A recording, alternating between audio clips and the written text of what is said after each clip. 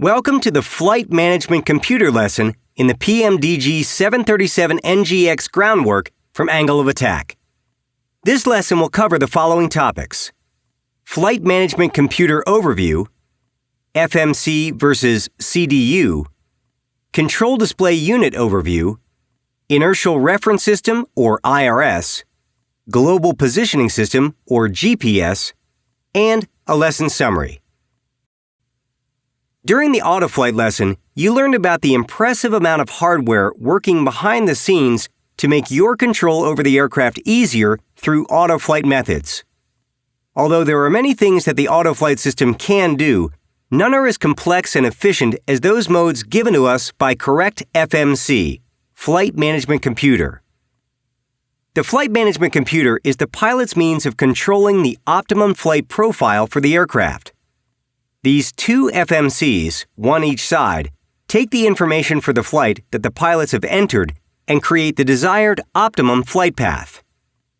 The FMC can then take that flight path and, through the use of Autoflight system components we spoke about last lesson, will control the aircraft with the utmost precision.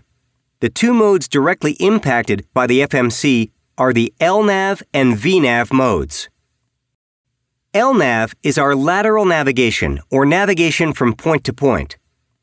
This part of the Flight Management Computer takes the route entered by the pilots and sends that information to essentially steer the aircraft along a desired path. Of course, this process is much more complicated than this simple explanation, but this will suffice for the moment. VNAV is our vertical navigation, giving us climb performance calculations, optimum flight level cruise, and so on. Our top of climb, TOC, top of descent, TOD, and vertical path along the waypoints selected can also be maintained. These two modes are selectable from the MCP. When selected, and if the information is correct and achievable in the FMC, the aircraft will precisely follow that path. Worth mentioning at this point is that the LNAV and VNAV modes cannot take over all operation of the aircraft for all phases of flight. In other words, there will inevitably be times of transition where other modes from the MCP will need to be selected and followed. In the case of takeoff, manual control is used as one of many examples. In addition to what's been discussed so far about LNAV and VNAV, the FMC is not a simple piece of equipment to operate. Of course, for a seasoned pilot, it'll be a different story and makes sense to a certain extent.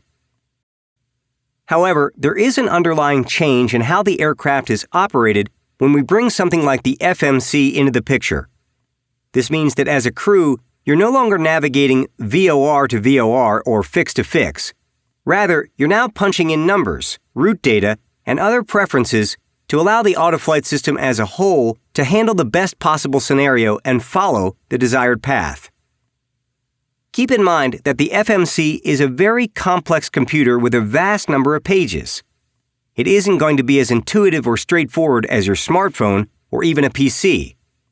Rather, it is a system designed even before the smartphone and large adoption of the PC to handle one specific purpose: fly the airplane with precise numbers. The implementation of the FMC allows crews to manage flights more efficiently in the ever-growing complexity that comes with navigating all over the world. At this stage in the training, much like we discussed in Autoflight, we will not be going over each and every page and feature of the FMC and how it interacts with the Autoflight system. Rather, we'll be teaching this along with the other Autoflight modes and operations as we work through flight work and line work. In other words, let's learn this while in the air. There's a large misconception out there when speaking about the FMC. Technically speaking, the FMC is a computer that works in the background from anything seen in the cockpit. In other words, the pilots never see the FMC, just the data it helps display. The real interaction with the FMC and display of its data comes through the CDU, Control Display Unit. In other words, this is where the FMC is controlled and displayed. The CDU is very often confused for the FMC.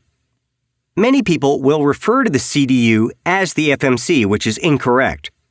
Here at Angle of Attack, we've been guilty of this mix-up in the past, and will most likely make the same mistake again.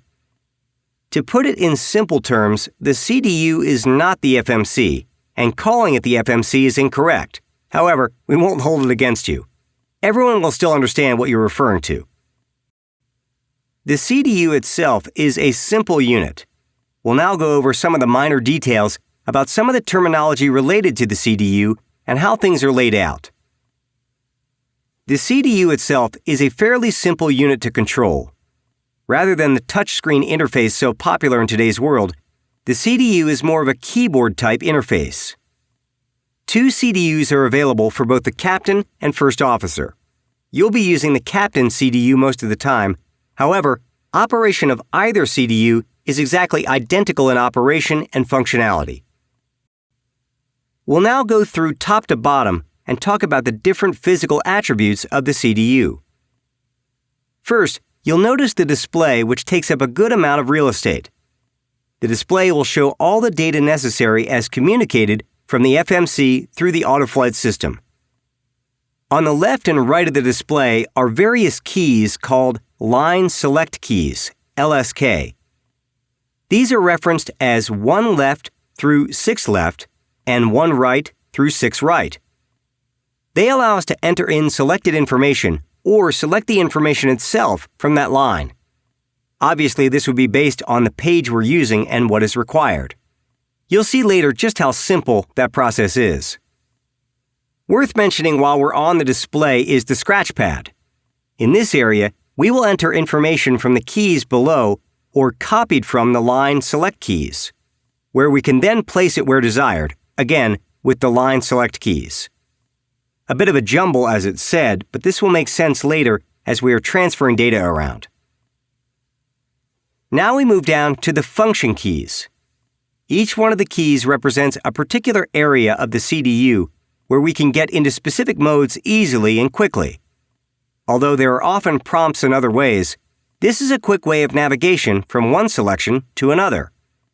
You can imagine that when you're in the air and things are busy, this kind of functionality is essential. You'll become quite familiar with each and every section of the CDU, so you know as well how to quickly get somewhere specific with its corresponding function key. Last but certainly not least are the alphanumeric keys located at the bottom of the CDU. There isn't a lot that can be said about these keys outside of common sense. With these keys, we enter information into the scratch pad, again located at the bottom of the CDU display, where it can then be placed accordingly with line select keys. Contrary to popular belief, the 737NGX does not magically know where it is at all times. Rather, that is thanks primarily to the Inertial Reference System, or IRS.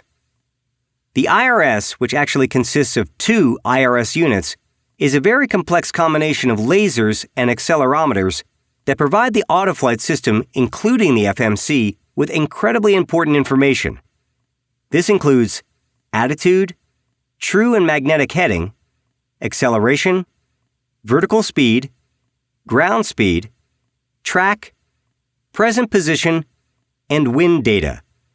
Although there are GPS units installed on board most modern 737s, the IRS is the primary means of attitude and heading data on the aircraft. A GPS-equipped 737 uses the GPS as the primary means of position data. We'll discuss that later. Because these IRS systems were invented before the day of GPS data being available and reliable, it's not as simple as firing up the IRS to get current position and information. Rather, the pilots have to go through what is called an alignment process to initialize the IRS. Otherwise, information will be unreliable and inaccurate. This alignment process takes about 10 minutes. We'll be going through this process many times in the training, including what is called a quick align that takes only 30 seconds. However, even with a quick align, an initial full align is required. The IRS is certainly not transparent like some of the other Autoflight components. In other words, we have some data that is displayed. Present position and other data is displayed through the IRS display unit located on the aft overhead panel. Latitude and longitude is displayed at the top of the display unit and can also be entered with the keys bottom right.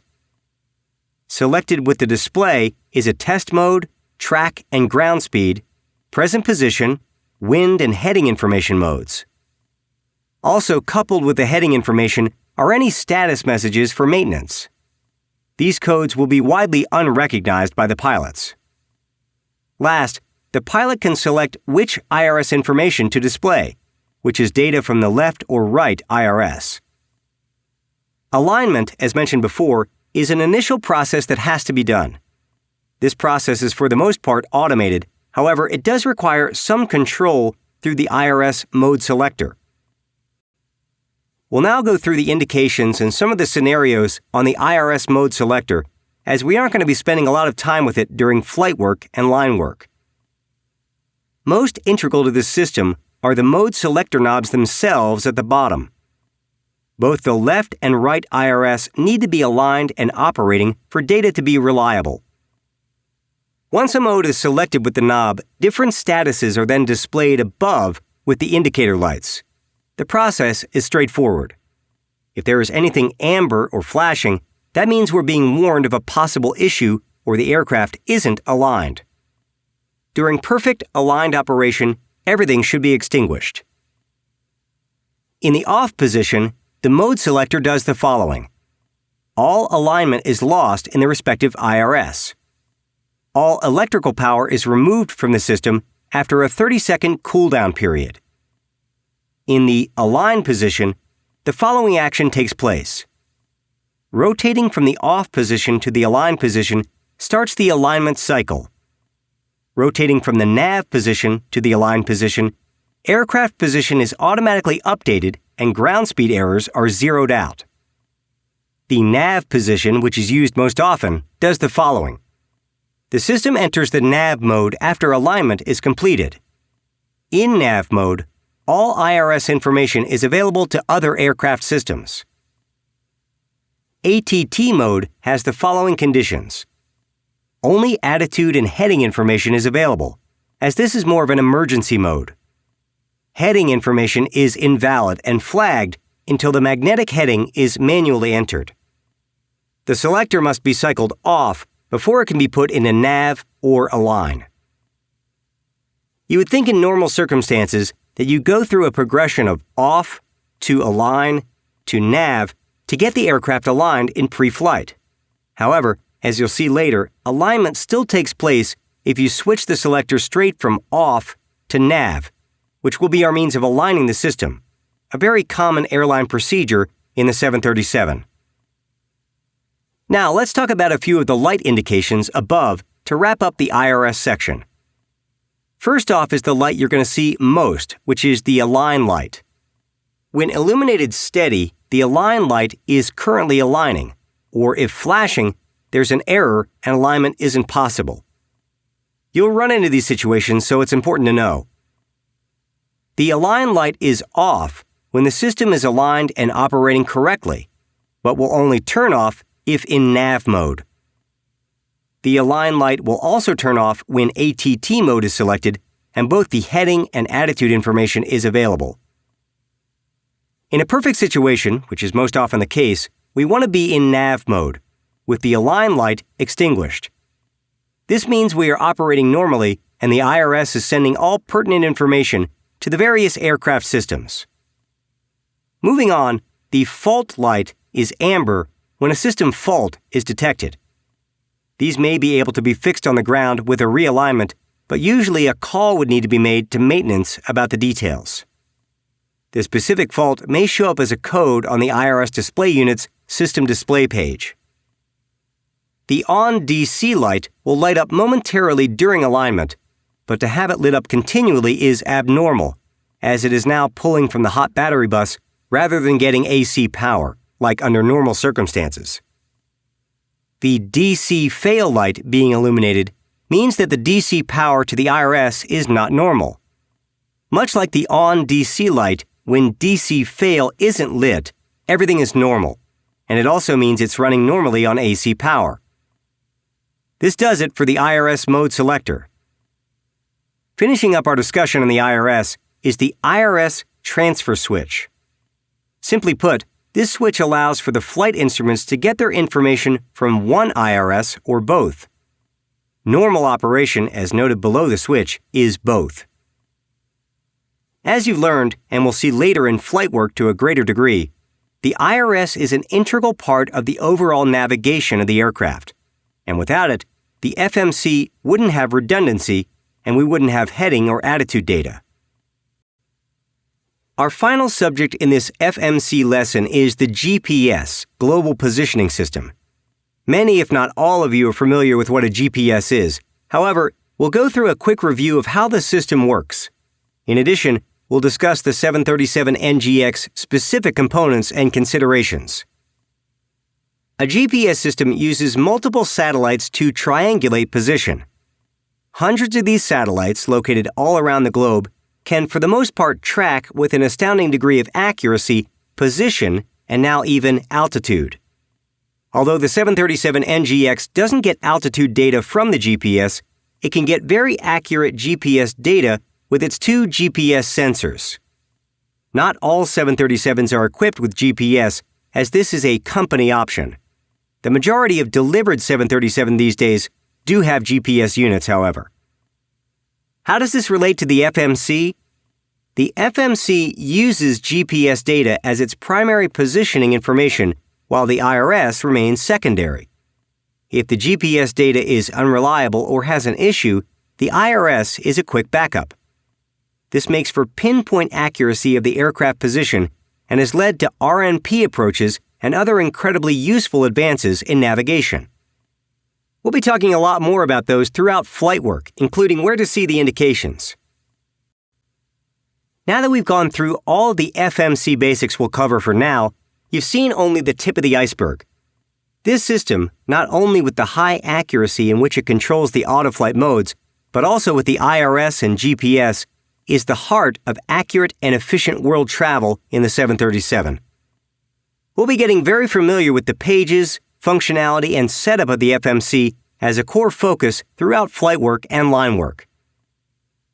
In this FMC lesson, we covered the following topics: Flight Management Computer Overview, FMC versus CDU, Control Display Unit Overview, Inertial Reference System or IRS, Global Positioning System or GPS, and a lesson summary.